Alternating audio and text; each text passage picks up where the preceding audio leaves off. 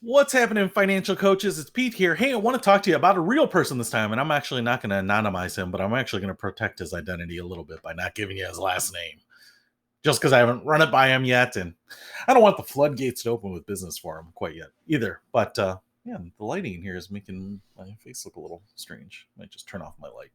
Um, and what I want to talk about is finding the perfect referral partner, and this is going to be tough. It's probably going to take a little while, right? You might have a number of referral partners as you start your business, and I think they're very valuable. I have lots of thoughts on how to get good referral partners, how to have good relationships. I think a lot of people think about the referral partner process backwards or inside out. And I think that hurts a lot of people and it makes a lot of people upset about, like, why am I not getting referrals? And I think they often have that process just turned upside down. And that's why it doesn't work. And once you kind of figure out how it works, it makes all the sense in the world, and it's pretty obvious. And people are always like, "Why didn't I just do that from the beginning?" But I want to talk to you about what makes a perfect referral partner. Ultimately, as the years progressed for me, I really focused on one referral partner, and that was my buddy Sam. And it's not the industry that he was in or anything like that. I want to talk a little bit more about kind of the softer side of it, the things that maybe we don't think about a lot, and why Sam was a great referral partner for me. I mean, not just great in the sense that we got along, but he produced a lot of profit for me too in the referral space, as well as, I produced some profit for him too. I actually don't know what all the numbers would have amount to for him, but I know he made money on it. So Sam was great. We actually met in a networking group for the very first time when I was starting out, and I think it was called Le Tip.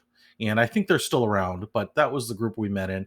And then we actually both fell out of Le Tip. We were in it for a little while, but what we did is we kept in touch. And I didn't really realize this was my first foray into networking completely.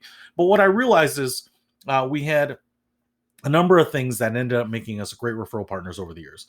First of all, number one is that we became friends, right? We just had a little bit of the same sense of humor. We liked the same things. We had shared an affinity for a lot of similar things. We both like golf. We both like sports. We both like going to the bar. We both like cars. All sorts of things. And so there were just a lot of things that we just jived on, and we became friends. So regardless if we were going to refer business to each other, and especially as I kind of wind down the financial coaching, I'm not going to be providing referrals as much, and he's not going to be providing referrals as much or at all to me. But I will probably be providing referrals from some other pools of people. But we're still friends. Well, we've become good friends, and the business aspect of it kind of became um, subordinate to our friendship, right? So we just aligned on many things. We got together. I know his wife, and we're just good buddies. And so I think that's one of the keys to being able to refer very easily, is that when you like someone, both ways, those things are going to happen. You're going to want success for people, right? You're going to want success for your friends, and they're going to want success for you. Two, we were physically close. Now, this is probably less important as we kind of continue to go more virtual in the world, but it's still, I think, important, especially because some people want face to face interaction or will at some point in the future here. And so we were physically close. Our offices were pretty close, about 5 miles apart, and we lived and worked nearby. Most people try to live near their work. And so he lived near to me. And so when I had a referral that I wanted to make to him, I could tell people how to get to his office, what his office looked like, where to walk in the door. And, the office is right on the right, and it's to the first class door, and blah, blah, blah, blah. And I think all of that helps. And likewise, he has come to my office many times. And so he would be able to refer very easily, and people would have kind of a preview of what to expect. And so being physically close, I think, allows people who want to work with someone local the comfort of knowing that they're getting someone local. So that worked out in a really good way too. The third one here is we had similar styles of working with people. So, for me, I know that finances are a heavy topic, and I should say, I don't know if I said here, but Sam is a mortgage broker, and so we aren't in totally disparate industries. He's into the world of finance, and I was kind of more of a generalist in the finance world. So people are kind of working on financial issues if they're working with Sam and they're working on getting financing, those types of things. And so it's not completely disparate. Now, that doesn't necessarily mean you can't have a great relationship with someone who's a personal trainer or something like that, that maybe are a little more disparate. But in our case, the conversation is already kind of tied together. So we worked in a similar field, which I think helps us have some knowledge of what they're talking about, and more directly correlates to some of the questions that come up that maybe lead to a referral. But we also worked in a similar way, in a similar method. So even though we're talking about finances, which can tend to be a very serious or heavy topic for a lot of people, both Sam and I like to add a little levity, have a little fun, explore things with people, kind of try to take the pressure out of what is sometimes a pressured situation. And so we just had a very similar way of working. And so when you make a referral, if they like Sam because of the way he works, they will hopefully fit in very well with me because I work in a very similar way. Now, if you're referring someone who's a very clinical way of working with someone, maybe you have an accountant who's very diligent about the numbers, is very much down to business, doesn't have a lot of personality to the work, and you are the opposite of it. I think it's going to be a kind of a jarring experience for people when they make that referral. And we kind of gravitate to people who are like us. So if that accountant is very dry in the way they work, the clients that they pick up are probably going to like that. And maybe in some ways they're going to have a lot of engineers as clients who want to know the numbers, who don't want to necessarily be told jokes all the time, right? Those types of things. So what you want to do is, because Sam and I were friends because of our personalities and the way we like to hang out, that also translates in the way we like to work. And I think not only because we're in the similar industry, but we have a similar way of working that helps the transfer of clients back and forth, or prospects at least back and forth. So the next one is that we had similar amounts of business. And so, when Sam and I first met, neither of us were killing it. We were still very, very much in the infancy of our businesses. My business had already been around for a couple of years. His had been around for a couple of years before. Unfortunately, at the time, I didn't even know there was such a thing as business networking. And so it wasn't till a couple of years later when I started getting more clients and working with vendors. And it was really my payroll vendor at the time. I was talking to him and, getting signed up on, at the time, ADP was going to handle the payroll. And he's like, you're doing great here. Or, you're doing some networking. And I said, I don't even know what that is. So he kind of pointed me into the tip, which was great. And, that's where some of these things came out of. Now, it's a little different these days, but, in some ways it's still similar. But the point is, both Sam and I had client bases. So we both had clients. We weren't both starting at ground zero with no one to refer. We were both bringing in roughly the same amount of income. We had the same number of clients in many ways. And so the referral quantities were pretty similar, right?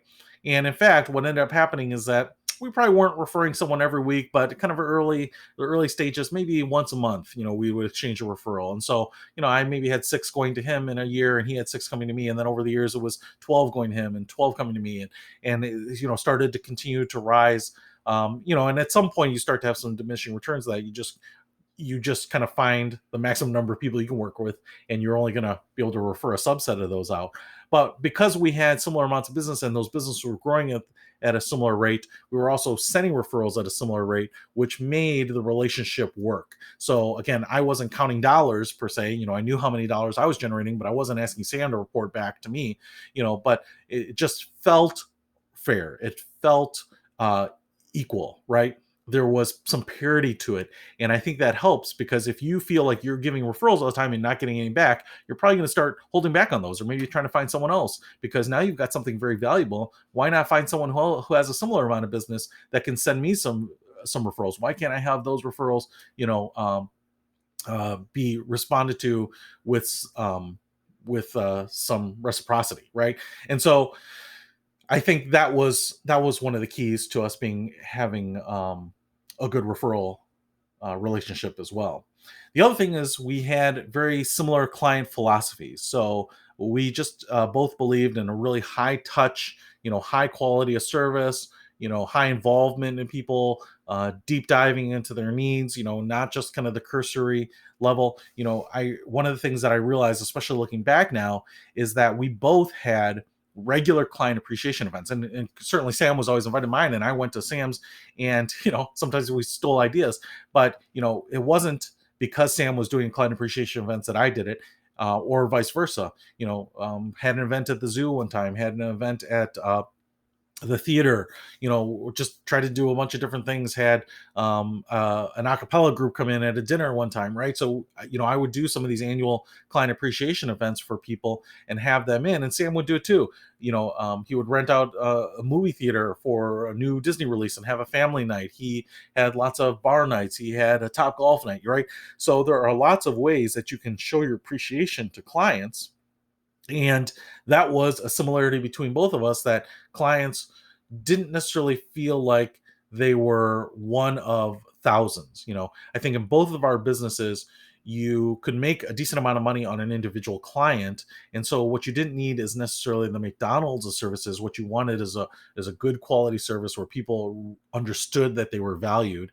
And so that kind of similarity was also very powerful. And in fact, we talked about doing joint appreciation events, and decided ultimately against it because we didn't want people to think that you had to be part of both organizations. And we were, wanted the value of just saying, hey, me as a business owner, I want to thank you guys, not us jointly thanking you guys, right? So we kept them separate that way. And again, because of all these things, because we were friends, because we had all these similarities, because we would reach out, text, and call, and grab a beer together and do things together outside of work, and because then the referrals are always kind of subservient to that, subordinate to that, it was obvious that I was going to make a referral, right? Because now my buddy Sam is a mortgage broker. He's one of my close friends. If I have a recognized need for a mortgage or someone to walk through the process, I knew that I could call on Sam. I knew that I could ask him special things. There were times when I was like, this person is not going to get a mortgage, but they really need to kind of understand what is available to them. First time home buyer, maybe nothing down. What kind of programs? This isn't going to make you money. Would you be willing to do it? And of course, I knew Sam was going to be happy to do it. And I knew if he called, and when he did call for these types of things, hey, can you just kind of walk them through how this credit card works, and kind of just, this isn't something I'm super familiar with, and I know it's not going to be any money. This is a pro bono thing. Of course I'm going to do it. Of course, you bet I am. And so for both of us, we're top of mind. You're not trying to fight against, 5 other mortgage brokers, like, oh, who did I send one to last time, and who has been a really healthy relationship for me, I'm going to send it to them. And likewise, in financial coaching and planning and advising and investments and those types of things, there wasn't someone else that was saying, was like, well, I'm going to split it up, I'm going to send some here and some there. And he can, you can still do that. I mean, it's not a problem to have multiple partners, but having one good referral relationship, someone that you really connect with at a deeper level beyond the professional level, I think is far more valuable than having a lot of very superficial referral relationships. So that would be my example of how I found the perfect referral partner in my business. So hopefully that helps when you are looking for yours. See you later.